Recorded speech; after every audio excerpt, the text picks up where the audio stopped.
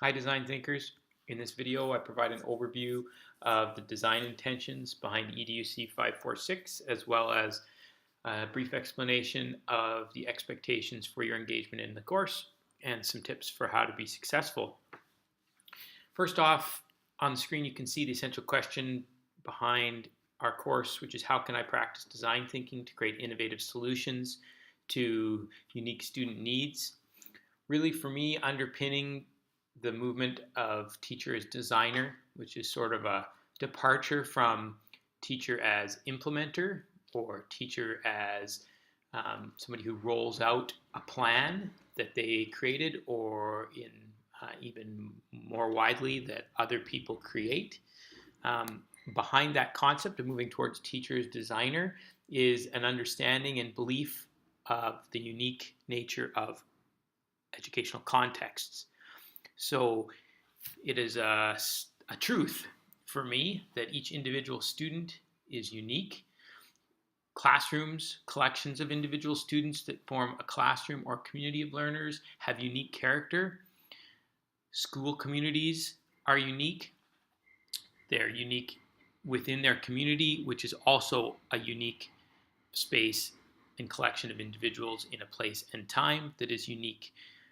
If you went to Rundle School or Willow Park School or Calgary Academy or Connect Charter School or Olds High or W.H. Croxford High School, I have a picture in my mind of those learning communities that are unique from one another, even within a relatively close geographical diversity. You in your mind can think about how unique school communities are.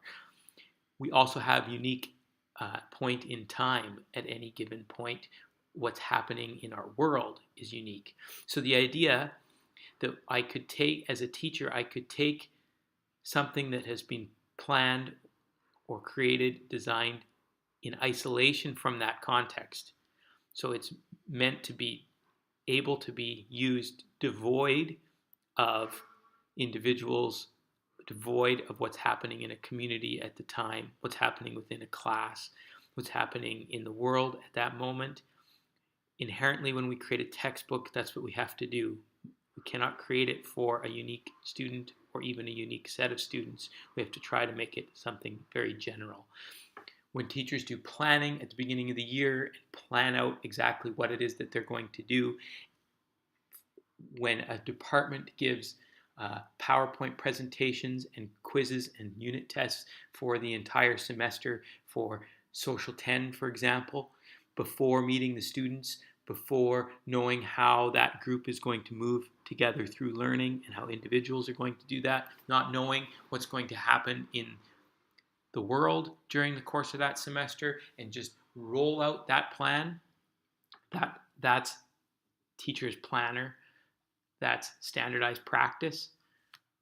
Design is about moving towards responsive, context-dependent, meeting unique needs and creative solutions. Teacher designer needs to be able to be positioned both to understand that broader context and what's demanded of them in the world from the curriculum, from their school and their unique education plan for the class that they're teaching, and then for individual students. That disposition, for me, can be well summed up as teacher as designer. And it's starting from this foundational belief of the importance of context and the unique nature of complexity and the human condition. So, from that overarching premise, this course, again, the essential question is how can you as an individual use design thinking as a discipline-based process for you to create innovative solutions for unique student need. This does not mean recreating the wheel and starting from scratch all the time. We are provided with a lot of knowledge, tools, processes that are from the world, that are discipline-based, that have expertise. We have curriculum, we have resources that have been created by others. By no means are we talking about starting ground zero. Rather, we're talking about how do you start standing on the shoulders of all of that work and think about what that means in relation to the moment in time. That's the design process. It's a discipline-based process in order to be responsive and creative, identify unique user need, and then create and test and refine and iterate unique solutions towards meeting that need. And that disposition of teacher as designer is what we're working on practicing together in this course. And for me, this whole course is designed around that. Okay, this double helix, which you may be familiar with as a conceptualization of DNA. In this case, I'm using it for a bit of a metaphor to think about our assignments. So a foundational assignment, perhaps it helps to conceptualize it as running along one of these edges. I'm sure there's a technical term for what I'm referring to. Assignment 2 is a foundational assignment of taking action. We're going to practice design by doing it, by going through the phases of the design process, reflecting on those phases, and then telling the story of the design. Connected to that will be reflection each week. And in assignment 1, you will engage in a reflection where you think from that those specific experiences of action to think about what that means for you, what are you taking away, what can you generalize from that. Then running parallel in a sense, only intersecting both through reflection and through the way that this helix twists, is assignment 3, where we're going to be participating in EdChat conversations and readings. The readings are meant to inform our understanding of different design processes and how those are living in education. They're meant, the discussions are meant to give you scaffolded opportunity to build knowledge with one another, to raise questions as it relates to how does this reading or video relate to my practice and my thinking. And then the reflection kind of bridges between those, because I'm hoping that as you reflect on both the readings and our discussions as well as the action you take, that is the underpinning sort of metaphor behind the design of this course. Important distinction. I'm trying to design this course as project-based learning. If you look at this graphic, it shows a distinction between a traditional unit doing projects versus project-based learning.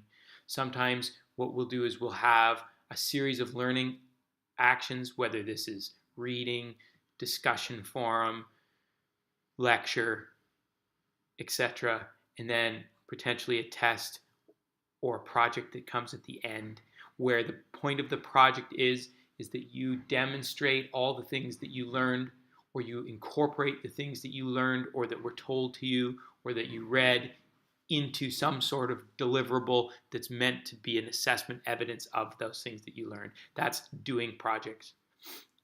Project-based learning thinks a little differently about that. As you can see, the project kind of expands to be the context by which all of the learning takes place. We still can do reading and research in labs and quizzes and many of the same activities that we did in a traditional unit, except now those are positioned within the context of creating the project. So we're using this workshop or this activity or this lecture to build our understanding towards the thing that we're doing that's going to demonstrate an understanding, but also in taking it up, we're building understanding. It's not just a performance assessment, it is the learning as well as evidence of the learning. So I'm not sure how often in your university career you've had the opportunity to participate as a learner in a project-based design, but that's what I'm going to attempt to do in this course for you. So what does that mean pragmatically?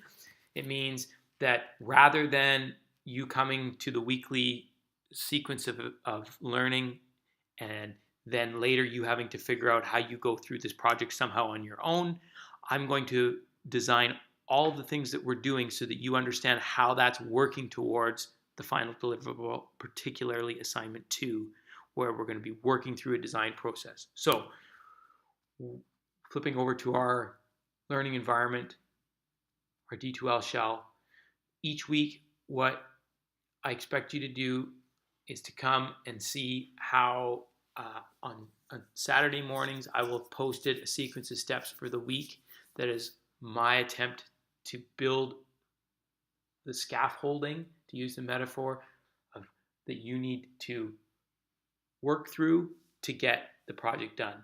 You won't then at the end have to figure out how to do the project yourself or be left with that to do at the end.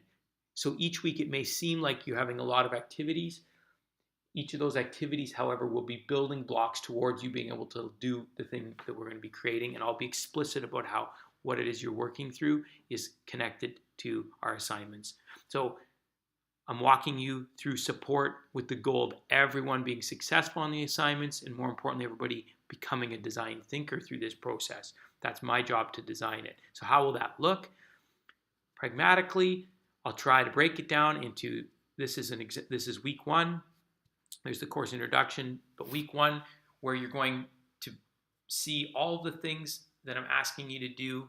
Lots of times there'll be little videos where I talk about why, or explanation for why, that helps you see how these things are not just things that you have to do to then somehow apply later, but are actually the things that you're doing towards the project work, particularly assignment 2, but also the other assignments as well. You can trust me that my job is to help you get ready to do these assignments and be successful through the sequence of scaffolding. So the course outline does not provide you with this level of detail for a couple reasons. One, the course outline was designed for all the sections of this course. So trying to do face-to-face and online, all the different instructors with their different skill sets, it had to be general enough for them to build that in. So the course outline is really good place for the assessment criteria. I've wanted to be clear about the due dates and expectations on our revised version of the course outline, but it's not a good place to see what you should be doing each week. You need to come here, and then you need to reach out and ask if you don't know what's expected of you, but it'll try to be sequential. You can work through it asynchronously for the most part, but the idea will be that if you work through these steps, it's going to get you to the assignments. Further to that, I expect you to reach out and talk to me about what's going on with you and your work. I'm going to build each week intermediate deliverables. So if we go back here, they call them benchmarks. I call them intermediate deliverables. What's important to intermediate deliverables for me is there a checkpoint where you submit a component of your work that's building towards a project to receive critique and also to give me feedback. So by critique, I mean formative assessment, evident feedback that you can use to make your work better. That might come from peers, it might come from me, it might come from experts. But the point of having these benchmarks or intermediate deliverables along the way are to provide you with formative assessment and to give me an indication of what I need to design for future weeks so that I know where your learning is at. So I will design and continue to design ways for me to understand what you're learning. If you look in our revised schedule here, I've tried to create intermediate deliverables almost every week where you'll submit something so that I'll have a sense of what you're working on and can provide you feedback, and then I can design the future weeks in response to your need. Because I won't know now how you're going to work through each of these steps until I start to see your work. Teacher's designer. So that's one piece, but I also know as an adult learner, I need you to reach out and let me know how you're experiencing this work. One of the best ways to do that is this Ask Josh discussion forum. If you post here, it allows everyone else to see what it is that your question is.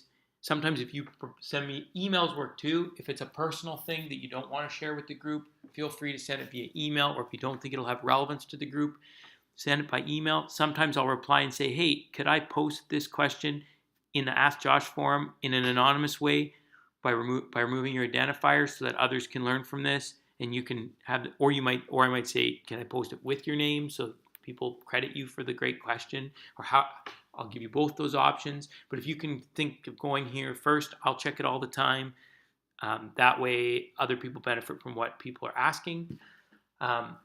Connected to that, if you get through into the project work and you need clarification and it doesn't seem like text is the best way to work through that, we can schedule a Zoom meeting and talk through it that way. And I'll probably ask you if we can potentially record that session depending on the nature of the question and put that up for others. But the point being, I need you to reach out. I'm available. I'm trying to understand your need. And I need you to take responsibility for that and advocate for when you need support with what's going on. First, check the resources, obviously, that I've put out before asking, but don't hesitate to ask. Last piece about expectations, or a couple last pieces about expectations. Our synchronous sessions will be used for us to co-create knowledge together. Primarily, I'll be designing those for you to work with others as steps in our design process. If it's something that I need to tell you, I will do it in this format with a video, because then you can watch it on your own time and we're not all held captive to be at a certain place in a certain time. You also don't need to listen to this. If it's not worth your time, you can choose to skip it. So the synchronous sessions are meant for collaboration. Lastly, people often have questions about due dates. With our intermediate deliverables in particular and the engagement in our EdChat conversations, it is important to try to be punctual with the rest of the group, because otherwise the feedback that you receive and the discussion you engage in is no longer synchronous, and it likely isn't helpful anymore. If you're getting feedback and it's already down the road of you creating the final deliverable, the feedback is not helpful for revision, therefore it's useless. So intermediate deliverable deadlines are important to me. Also important to me are engaging in synchronous, at least in the window of time that we're having a discussion as a group. So if it's posting your idea and providing ideation to others, which we'll do through the design process, you'll be posting out some ideas, other people will be ideating with you. If you haven't done that synchronously, others will no longer be at that step. You won't receive the ideas, or if you provide others with ideas, it'll be too late. So those steps are important to try to be on the weekly timetable with everybody else. For our final deliverables and things that are submitted then to me for assessment, if you are struggling with a deadline, reach out. There's more flexibility for me in those deadlines because I can shift my time frame to try to provide assessment to you in a timely manner based on when you have it done. That said, I also know that this 5-week course is intense and there's other things going on, so I encourage you to try to stick with the deadline. But if you're running up against deadlines, reach out to me. I will never reduce your mark based on when you submit your work. The grade that you are provided is about the evidence that you're demonstrating of your learning. When you hand it in, has nothing to do with how much you know about the topic or can demonstrate your knowledge about the topic. That's a behavior. We need to separate behaviors from understanding. So have that in mind. That said, you need to reach out and communicate if you need support with timing, and I can make an individual plan with you to help you get back on track. That's part of my work. Don't hesitate to ask about that, but you need to keep me in the conversation. Okay, that was probably a longer video than I thought it was going to be, but I wanted to give you sort of a big picture view of the course and some of the expectations. Big takeaway, talk to me, let me know how you're experiencing the work, let me know how I can help you, and come to D2L as opposed to the course outline for your week-to-week activities that'll be scaffolded there for you. Talk to you soon.